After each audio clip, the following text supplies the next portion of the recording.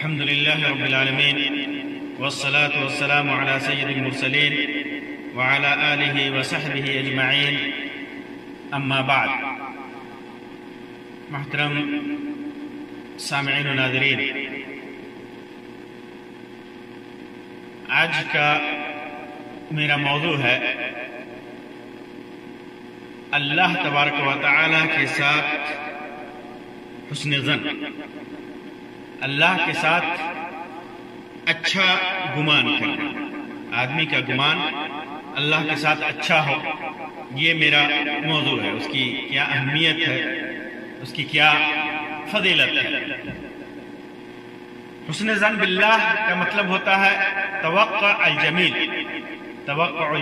من اللہ تعالی، اللہ تبارک و تعالی سے اچھی امیدیں رکھنا. بندہ اللہ تبارک و تعالی کے ساتھ جو عقیدہ رکھتا ہے اس میں وہ حسن ظن کے ساتھ اللہ سے مانگ رہا ہے تو اچھے گمان کے ساتھ مانگے کہ اللہ ضرور اس کو پوری کرے گا. اللہ تبارک و تعالی کے ساتھ کوئی بھی ایسا گمان نہ کرے جو اللہ کی شان کے خلاف. یہی وجہ ہے کہ جب بندہ اللہ کے ساتھ خوشگمان ہوتا ہے، حسن ظن رکھتا ہے، تو اللہ تبارک و تعالی اسے مطمئن رکھتا ہے، اسے بے خوف رکھتا ہے، اس کا ایمان محفوظ رکھتا ہے. اپنے بندوں کے سلسلے میں کہا اللہ تخافوا ولا تحزن، خوف نہیں کھانا ہے، مایوس بھی نہیں ہونا ہے. تو اللہ تبارک و تعالی کے ساتھ بندہ اچھا گمان رکھے، حسن ظن رکھے، ہمیشہ ہر جگہ ہر حال میں اچھا گمان رکھے. ابو ہریرہ رضی اللہ تعالیٰ عنہ کی روایت کے سلسلے میں فرماتے ہیں کہ اللہ کے رسول صلی اللہ علیہ وسلم نے ارشاد فرمایا کہ اللہ تبارک و تعالی نے فرمایا انا عند ظن عبدی بی، میرے بندے کے گمان کے ساتھ، میں اپنے بندے کے گمان کے ساتھ، جو گمان کرتا ہے اسی گمان کے ساتھ. وَأَنَا مَعَهُ إِذَا ذَكَرَنِي، جب وہ مجھے یاد کرتا ہے تو میں اس کے ساتھ ہوں. فَإِن ذَكَرَنِي فِي نَفْسِهِ ذَكَرْتُهُ فِي نَفْسِي، جب وہ مجھے اپنے نفس میں، اپنے دل میں ذکر کرتا ہے، مجھے یاد کرتا ہے، تو میں بھی اپنے دل میں اسے یاد کرتا ہوں. وَإِن ذَكَرَنِي فِي مَلْءٍ، اگر مجھے مجلس میں یاد کرتا ہے ذکرتہ فی ملئ خیر منہم، تو میں اس سے اچھی مجلس میں ذکر کرتا ہوں، یا اس سے بہتر مجلس میں ذکر کرتا ہوں اس کا، یعنی فرشتوں کی مجلس میں اسے یاد کرتا ہوں. وَإِن تَقَرَّبَ إِلَيَّ بِشِبْرٍ، اگر ایک بالشت مجھ سے قریب آتا ہے تو تقربت إِلَيْهِ ذِرَاعًا، تو میں اس سے ایک ہاتھ قریب ہو جاتا ہوں. ایک بالشت وہ قریب ہوتا ہے مجھ سے تو میں اس سے ایک ہاتھ قریب ہو جاتا ہوں، وَإِنْ أَتَانِي يَمْشِي أَتَيْتُهُ حَرْوَلًا، اگر وہ میرے پاس دوڑ کر آتا ہے، چل کر آتا ہے، تو میں اس کے پاس دوڑ کر آ جاتا ہوں. وہ چل کر آتا ہے میرا بندہ تو میں دوڑ کر آتا ہوں. یہ اللہ رب العزت کے ساتھ اس طرح کا گمان لے کر کے آدمی بندہ اللہ تبارک و تعالیٰ کی عبادت کرتا ہے تو اللہ تبارک و تعالیٰ اس کے ساتھ اس سے بڑھ کر معاملہ کرتا ہے، اس کے گمان سے بڑھ کر اللہ تبارک و تعالیٰ اس سے محبت کرتا ہے، اس کو دیتا ہے، اس کے گمان سے بڑھ کر. امام بخاری اور امام مسلم نے اس کو روایت کیا، اور بعض روایتوں میں ہے انا عند ظن عبدی بی، میں اپنے بندے کے گمان کے نزدیک ہوں، فَيَظُنُّ بِمَا شَاءَ، جو چاہے وہ میرے سلسلے میں گمان کرے۔ اور مسند احمد وغیرہ کی روایت میں ہے کہ اللہ کے رسول صلی اللہ علیہ وسلم نے فرمایا کہ اللہ تعالیٰ نے فرمایا انا عند ظن عبد بی ان ظن خیرا فلہ، میں اپنے بندے کے گمان کے مطابق ہوں، میں اپنے بندے کے حسن ظن کے ساتھ ہوں، یا اپنے بندے کے ظن کے ساتھ ہوں، گمان کے ساتھ ہوں۔ ان ظن خیرا فلہ، اچھا گمان کرتا ہے تو اس کے حساب سے اس کو ملتا ہے، وَإِن ظن شَرًّا فَلَهُ، اگر برا گمان کرتا ہے میرے سلسلے میں تو اس کے ساتھ برائی ہی ہوتی ہے۔ یعنی جیسا وہ گمان کرتا ہے تو اس کے گمان کے حساب سے میں اس کے ساتھ معاملہ کرتا ہوں، جو مجھ سے توقع رکھتا ہے اسی توقع کے ساتھ میں اس کے ساتھ معاملہ کرتا ہوں۔ خیر کی توقع رکھے تو خیر دیتا ہوں، اور شر کی توقع رکھے، مجھ سے برائی کی توقع رکھے تو اس کے ساتھ برا ہوتا ہے۔ اور اللہ تبارک و تعالیٰ نے جو فرمایا کہ مجھ سے ایک بالش قریب ہوتا ہے تو میں اس سے ایک ہاتھ قریب ہوتا ہوں، تو اس کا مطلب یہ ہوا کہ میرا بندہ میری اطاعت کرتا ہے، اور میری اطاعت میں وہ ایک قدم چلتا ہے، ایک بالش چلتا ہے، تو میں اپنی رحمت اور مغفرت کے ساتھ اس کے لیے دوڑ کر کے آتا ہوں۔ اپنی مغفرت یعنی نہایت ہی جلدی اللہ تبارک و تعالیٰ اپنی رحمت اس کے اوپر نازل کرتا ہے، اپنی مغفرت نازل کرتا ہے۔ محترم سامعین و ناظرین، اللہ کے بارے میں حسن ظن یہ ایمان کی بنیاد ہے۔ اس کی رحمت، اس کی سخاوت، اس کا ڈر، اس کا قادر مطلق ہونا، اس کا رب ہونا، اس کے رب ہونے پر، معبود حقیقی ہونے پر، قادر مطلق ہونے پر یقین، یہ سب ہمارے ایمان کا جزء ہے، ہمارے ایمان کا حصہ ہے۔ ہمارا ایمان اس وقت تک پورا نہیں ہوتا جب تک ہمارا عقیدہ اپنے رب کے سلسلے میں اچھا نہ ہو جائے، ہمارا گمان اچھا نہ ہو جائے۔ ہمیشہ اللہ تبارک و تعالیٰ کے سلسلے میں مخلوق کو، بندے کو اچھا گمان رکھنا چاہیے، کیونکہ اللہ تبارک و تعالیٰ کی رحمت کی امید، اللہ تبارک و تعالیٰ کے قادر مطلق ہونے کا ثابت کرنا یہ مسلمانوں کا شیوا ہے، اور ان چیزوں سے دور بھاگنا یہ کافروں کا شیوا ہے۔ اللہ تبارک و تعالیٰ نے فرمایا کہ میری رحمت سے مایوس صرف کافر ہوتا ہے، مومن میری رحمت سے مایوس نہیں ہوتا۔ اسی وجہ سے کافروں کی ایک شیوا ہے، منافقوں کا ایک شیوا ہے کہ وہ اللہ تبارک و تعالیٰ کے سلسلے میں برا گمان کرتے ہیں۔ کیا الظانین باللہ ظن السوء علیہم دائرۃ السوء، منافق مرد اور منافق عورت، جو مشرک مرد اور مشرک عورت جو اللہ تبارک و تعالیٰ کے سلسلے میں برا گمان رکھتے ہیں، علیہم دائرۃ السوء، ان کے اوپر برائی کا پھیرا ہے، وہ خود برائی کے پھیرے میں ہیں، وہ اللہ تبارک و تعالیٰ کے سلسلے میں برا گمان رکھتے ہیں۔ وغضب اللہ علیہم ولعنہم، اللہ تبارک و تعالیٰ ان کے اوپر غضبناک ہوتا ہے، ان کے اوپر لعنت فرماتا ہے۔ وَأَعَدَّ لَهُمْ جَهَنَّمَ وَسَاءَتْ مَصِيرًا، ان کے لیے جہنم کو تیار کر رکھا ہے۔ جہنم کیا ہی برا ٹھکانہ ہے، کیا ہی برا ٹھکانہ ہے۔ تو اللہ تبارک و تعالیٰ کے ساتھ حسن ظن ایک مومن کا شیوا ہے، اللہ تبارک و تعالیٰ کے ساتھ حسن ظن یہ ایمان کا حصہ ہے۔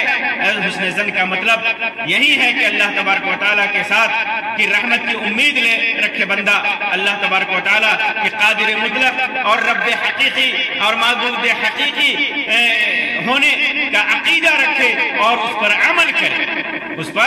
عمل کرے، دل سے مانے، زبان سے اقرار کرے، عمل کے ذریعے اس کا اظہار کرے۔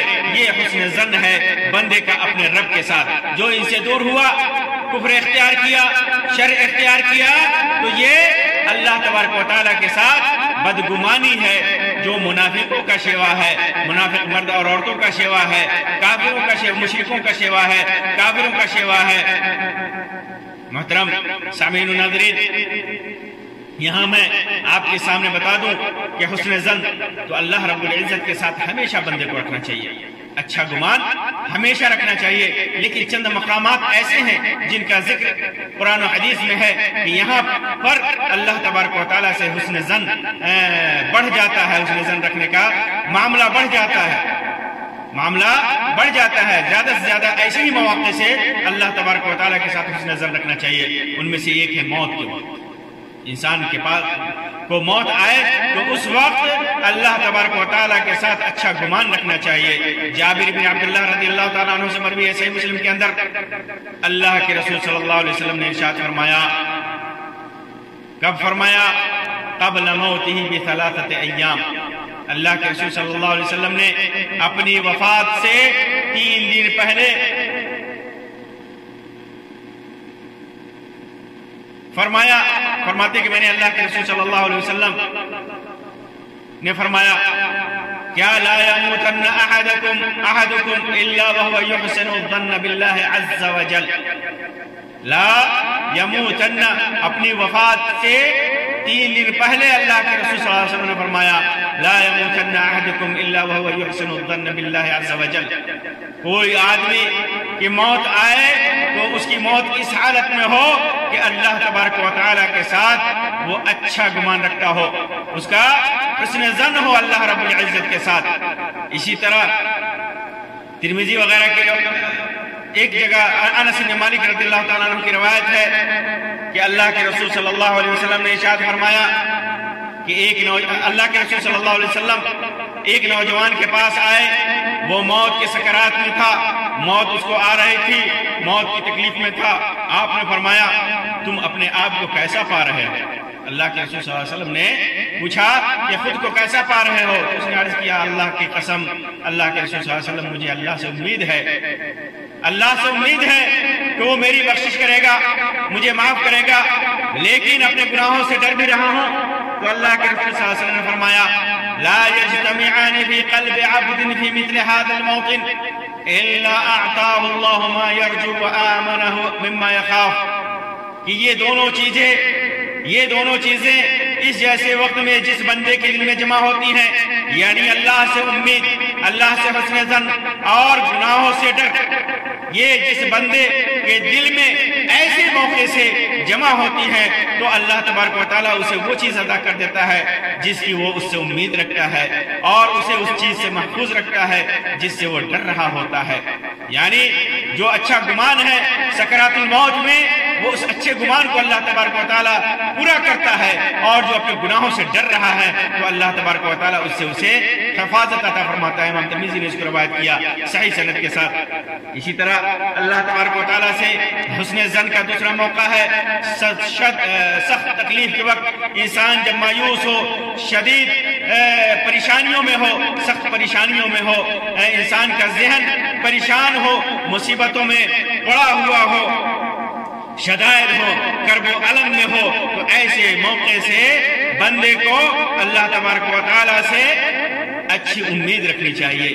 اس سلسلے میں اللہ تبارک و تعالیٰ نے قرآن مجید کے اندر ان 3 حضرات کا واقعہ ذکر کیا ہے جو جنگ تبوک میں اللہ کے رسول صلی اللہ علیہ وسلم کے اعلان کے باوجود پیچھے رہ گئے تھے، وہ جنگ میں شریک نہ ہو سکے تھے، اللہ کا حکم ہونے کے باوجود۔ اس کا ذکر اللہ تبارک و تعالیٰ نے سورۃ التوبہ کے اندر مختلف پیرائے میں ذکر کیا ہے، وَلَقَدْ تَابَ اللَّهُ عَلَى الْمُؤْمِنِينَ عَلَى النَّبِيِّ وَالْمُهَاجِرِينَ والانصار الذين اتبعوه في ساعة العسرة من بعد ما كاد يزيغ قلوب فريق منهم ثم تاب عليهم إنه بهم رؤوف رحيم وعلى الثلاثة الذين خلفوا حتى إذا ضاقت عليهم الأرض بما رحبت. ان لوگوں کی توبہ اللہ تبارک و تعالی نے قبول کی جو لوگ پیچھے رہ گئے تھے، یہاں تک کہ روئے زمین ان کے اوپر تنگ پڑ گئی تھی کشادگی کے باوجود.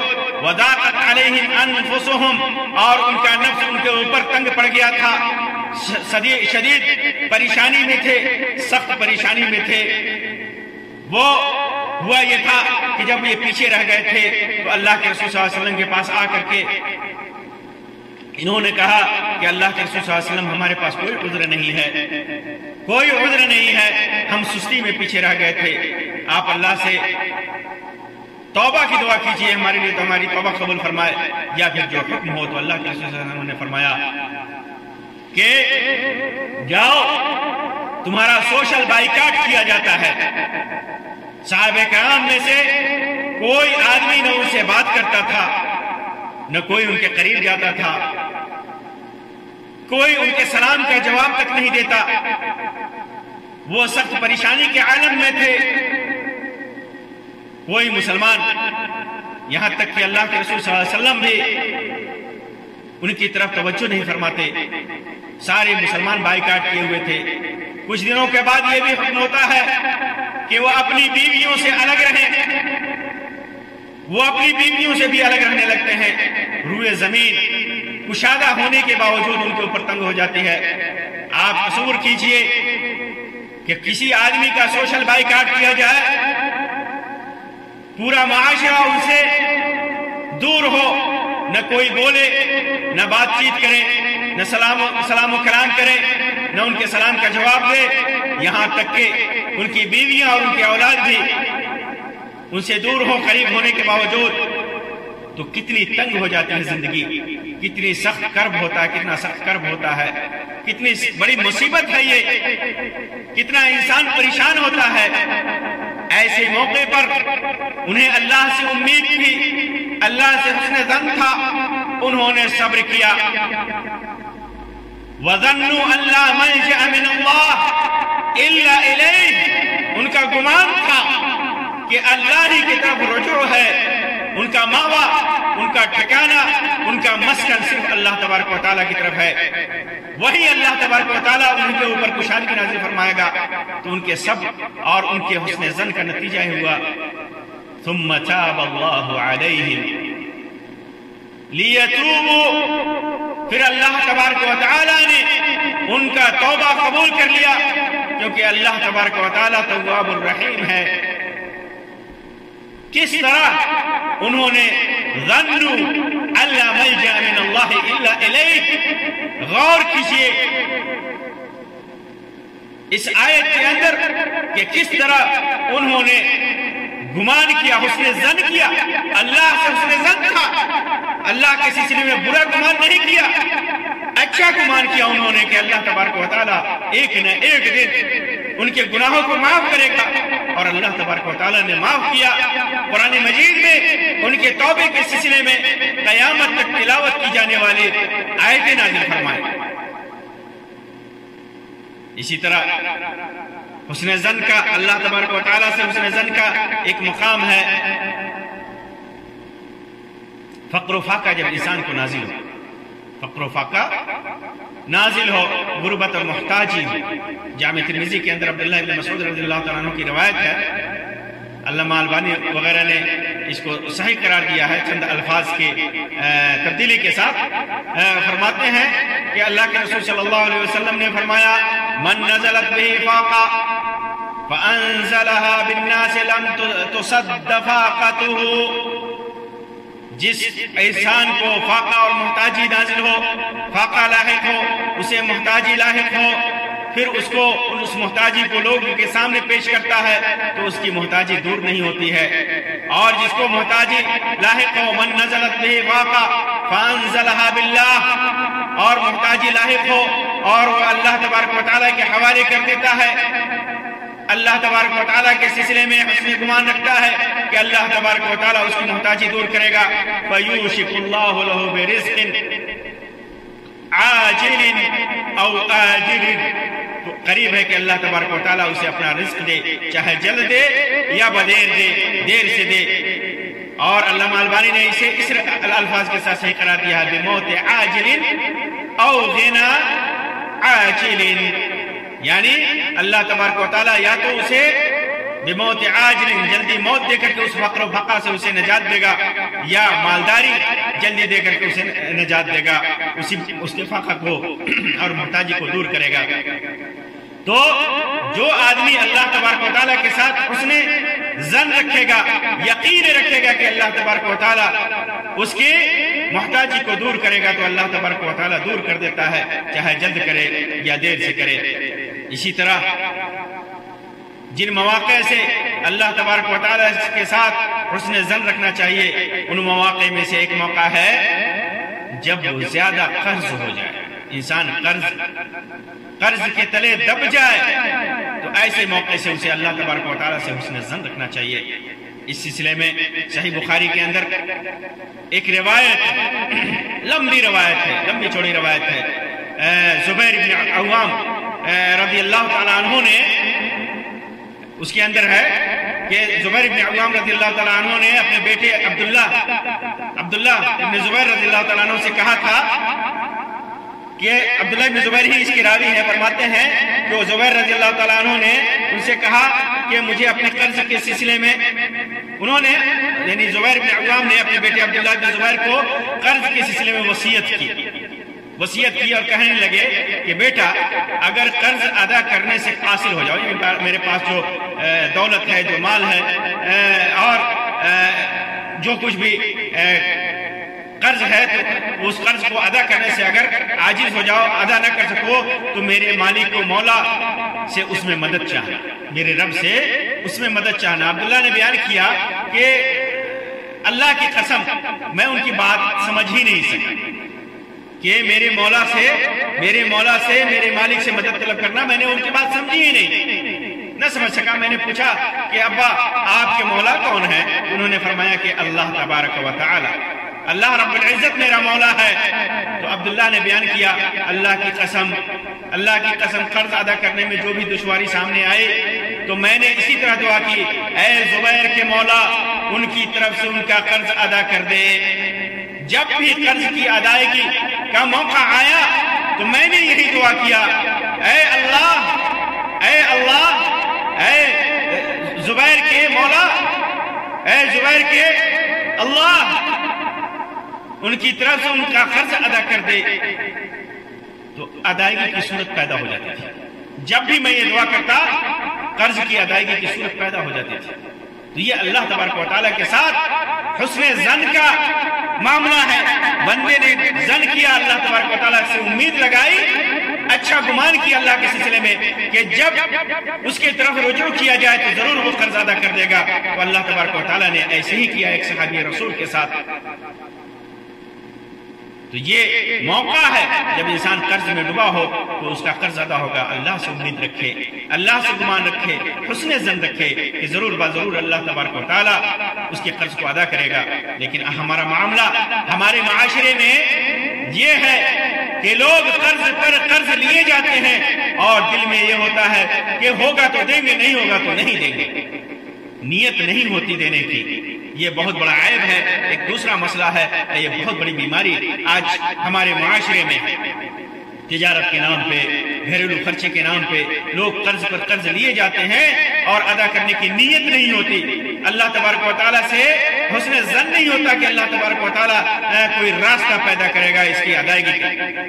اسی طرح انسان جن مواقع سے اللہ تبارک و تعالیٰ کے ساتھ حسن ظن رکھنا کے لیے حسن ظن رکھنا ضروری ہے، ان میں سے ایک ہے دعا کے وقت۔ جب دعا کریں تو اللہ سے امید رکھے کہ اللہ تبارک و تعالی ہماری دعا کو ضرور قبول فرمائے گا۔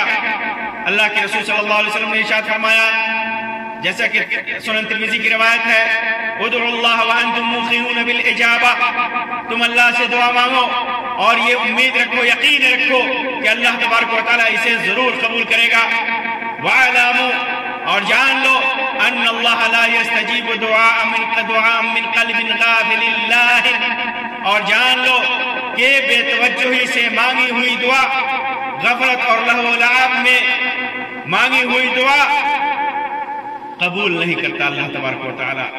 تو جو بھی دعا انسان مانگے اللہ تبارک و تعالی سے اس کی قبول ہونے کی امید رکھے، یقین رکھے، حسن ظن رکھے کہ اللہ تبارک و تعالی اس کو قبول کرے گا، اچھا گمان رکھے اپنی دعا کی قبولیت کا اللہ تبارک و تعالی کے نزدیک۔ اور جیسا کہ اس چیز کی وضاحت کی جاتی ہے کہ اللہ تبارک و تعالی صحیح طریقے سے مانگی ہوئی دعا کبھی رد نہیں کرتا، یا تو بعینہ ہی وہی چیز قبول کرتا ہے، یا پھر قیامت آخرت کے لیے ذخیرہ بنا کر کے رکھتا ہے، اس کے لیے اس کی نیکیوں میں رکھتا ہے، یا اس کے بدلے میں کوئی مصیبت اس سے ٹال دیتا ہے۔ لیکن دعاؤں کو اللہ تبارک و تعالی جو دعا یقین کے ساتھ مانگی جائے، جو دعا اللہ تبارک و تعالی کے ساتھ حسن ظن کے ساتھ مانگا جائے، اللہ تبارک و تعالی سے یقین کے ساتھ دعا مانگی جائے، وہ دعا اللہ تبارک و تعالی ضرور قبول کرتا ہے۔ اس وجہ سے ہمیں یقین رکھنا چاہیے، حسن ظن رکھنا چاہیے دعا کرتے وقت کہ اللہ تبارک و تعالی اسے ضرور قبول کرے گا۔ اسی طرح توبہ کے وقت، توبہ کا ایک ایسا وقت ہے جہاں انسان توبہ کرتے وقت اللہ تبارک و تعالی سے حسن ظن رکھے۔ اللہ کے ابو ہریرہ رضی اللہ تعالیٰ عنہ کی روایت ہے صحیح مسلم کے اندر، اللہ کے رسول صلی اللہ علیہ وسلم نے اپنے رب سے روایت کیا، یعنی اللہ تبارک و تعالیٰ سے روایت کیا کہ اللہ تبارک و تعالیٰ نے فرمایا کہ ایک بندے نے گناہ کیا اور کہا کہ یا اللہ میرا گناہ بخش دے۔ ایک بندے نے گناہ کیا، گناہ کرنے کے بعد اس نے توبہ کیا اور کہا اے اللہ میرے اس گناہ کو بخش دے، اللہ اس امید کے ساتھ کہ اللہ تبارک و تعالیٰ اس کی گناہ کو بخشے گا، اس کی معصیت کو بخشے گا۔ تو جب اس نے دعا کیا تو اللہ تعالیٰ نے فرمایا میرے بندے نے گناہ کیا، وہ جانتا ہے کہ اس کا ایک مالک ہے جو گناہ بخشتا ہے اور گناہ پر مواخذہ کرتا ہے، پکڑ کرتا ہے۔ میرے بندے نے گناہ کیا ہے لیکن وہ جانتا ہے کہ ایک ایسا مالک ہے، ایک ایسا اللہ ہے، وہ معبود حقیقی ہے جو گناہوں کو بخشتا ہے، گناہ پر مواخذہ کرتا ہے، پکڑتا بھی ہے، گناہ پر سزا بھی دیتا ہے، گناہوں کو معاف بھی کرتا ہے۔ پھر اس نے گناہ کیا اور کہا اے میرے مالک تو بخش دے، تو بخش دے۔ دوبارہ گناہ کیا اس نے تو اللہ تبارک و تعالیٰ نے پھر فرمایا کہ میرے بندے نے ایک گناہ کیا اور وہ جانتا ہے کہ اس کا ایک رب ہے جو گناہ بخشتا ہے اور گناہ پر مواخذہ کرتا ہے۔ پھر اس نے گناہ کیا اور کہا اے پالنے والے، اے میرے رب میرا گناہ بخش دے۔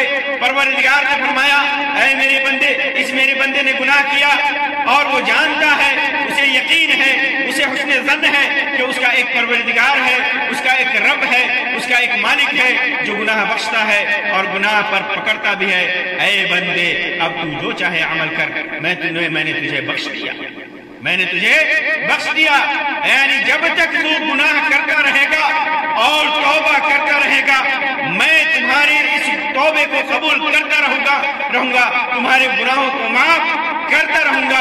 جتنی بار بھی تم گناہ کرے گا یہ حسن ظن لے کر، اس یقین کے ساتھ کہ تمہارا رب ہے، تمہارا پالنہار ہے، تمہارا خالق ہے، تمہارا معبود ہے، جو یقین ہے تمہیں، حسن ظن ہے کہ وہ گناہ پر پکڑتا بھی ہے، اس کی پکڑ بھی ہوتی ہے، وہ سزا بھی دیتا ہے، وہ عذاب بھی دیتا ہے اور گناہ بخشتا بھی ہے۔ تو جب تو گناہ کرے گا، جب توبہ کرے گا، جب توبہ کرتا رہے گا اس حسن ظن کے ساتھ، اس اچھے گمان کے ساتھ، تو میں تمہاری توبہ قبول کرتا رہوں گا۔ اس لیے اللہ تبارک و تعالیٰ سے جب بھی اپنے گناہ کا توبہ کیجئے حسن ظن کے ساتھ، حسن ظن کے ساتھ، اچھی نیت کے ساتھ، یقین کے ساتھ کہ اللہ تبارک و تعالیٰ آپ کے گناہ کو ضرور قبول کرے گا۔ محترم بھائیوں، یہاں ایک بات کی وضاحت کر دوں کہ بندہ جب گناہ کرتا ہے تو اس پر ثواب ملتا ہے اس کو، یا اللہ خوش ہوتا ہے، وہ ثواب کا مستحق ہوتا ہے۔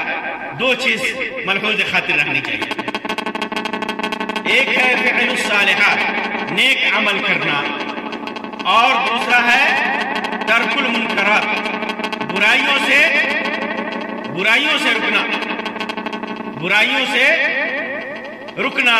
एक इंसान गुनाह करता है, एक इंसान गुनाह करता है और अपने रब से उम्मीद रखता है, रब से उम्मीद रखता है, तो उसे गुनाह छोड़ना पड़ेगा, उसे गुनाह छोड़ना पड़ेगा और अच्छे काम करने पड़ेंगे, तब अल्लाह तबारक व तआला उससे खुश होता है, उससे सवाब देता है। लेकिन एक इंसान बुराइयों में मुनहमिक है और ये गुमान करता है कि अल्लाह तबारक व तआला इसे बख्श देगा, भलाई करता ही नहीं, भलाई करता ही नहीं, सिर्फ बुराइयों में मुनहमिक है कि अल्लाह तबारक व तआला उसे बख्श देगा। मिसाल के तौर पर इंसान शिर्क में मुब्तला है, शिर्क में मुब्तला है और कुछ नेकियां करके कुफ्र में मुब्तला है, शिर्क में मुब्तला है और कुछ नेकियां करके भलाइयां करके मखलूक के साथ, और ये समझता है कि अल्लाह तबारक व तआला उसे बख्शेगा, तो नहीं बख्शेगा। अल्लाह तबारक व तआला के साथ हुस्ने ज़न उस वक्त रखे और उसका हुस्ने ज़न उस वक्त फायदा पहुंचाएगा जब वो बुराई को छोड़ दे, शिर्क को छोड़ दे, कुफ्र को छोड़ दे, खुराफात को छोड़ दे, बुराइयों को छोड़ दे और अच्छाइयां अंजाम दे। अगर वो बुराई की बुराई करता चला जा रहा है और अच्छाई नहीं कर रहा है, तौबा नहीं कर रहा है, गुनाहों पर नादिम नहीं हो रहा है और ये उम्मीद रखता है कि अल्लाह ताला बख्शेगा, तो उस पर शैतान का गलबा है, उस पर शैतान का गलबा है। इसके गुरूर कहा जाता है, अरबी में इसको गुरूर और धोखा कहा जाता है। गुरूर, ये धोखे में है ये बंदा। तो अल्लाह तबारक व तआला से आप हुस्ने ज़न रखें, नेकी करके, भलाई करके, खैर करके, इबादत करके, मासियत से बचकर, गुनाहों से बचकर, बुराइयों से बचकर। अगर ऐसी हालत में भी आपसे कोई गुनाह सरजद हो जाए तो उससे तौबा करें और अल्लाह से दुआ करें कि अल्लाह तबारक व तआला आपके तौबा को कबूल फरमाए और हुस्ने ज़न रखे कि हमने इस गुनाह को छोड़ा है, इस गुनाह को छोड़ा है, तौबा किया है, अल्लाह तबारक व तआला जरूर इसे कबूल करेगा। अल्लाह तबारक व तआला से दुआ है कि अल्लाह तबारक व तआला हमें हमारे अंदर हुस्न ज़न पैदा करे अपने रब के साथ। अल्लाह तबारक व तआला मुकम्मल यकीन और ईमान पैदा करे, अपनी रुबूबियत और उलूहियत के ऊपर हमारा ईमान मुकम्मल कर दे। अल्लाह तबारक व तआला हमारे दिल में यकीन पैदा करे, ईमान और यकीन पैदा करे। अल्लाह तबारक व तआला जो भी हमें इबादत करे हुस्न ज़न के साथ करे। अल्लाह तबारक व तआला हमारी दुआओं को कबूल करे। हमें यकीन है अल्लाह तबारक व तआला के ऊपर कि अल्लाह तबारक व तआला जरूर हमारी दुआओं को कबूल करेगा। अल्लाह तबारक व तआला नेकियों की तौफीक अता फरमाए, बुराइयों से बचाए। आमीन या रब्बल आलमीन। व आखिरु दावाना अल्हम्दुलिल्लाहि रब्बिल आलमीन व सल्लल्लाहु अला खैरि खल्क़ि व सल्लम। वस्सलामु अलैकुम व रहमतुल्लाहि व बरकातुहू।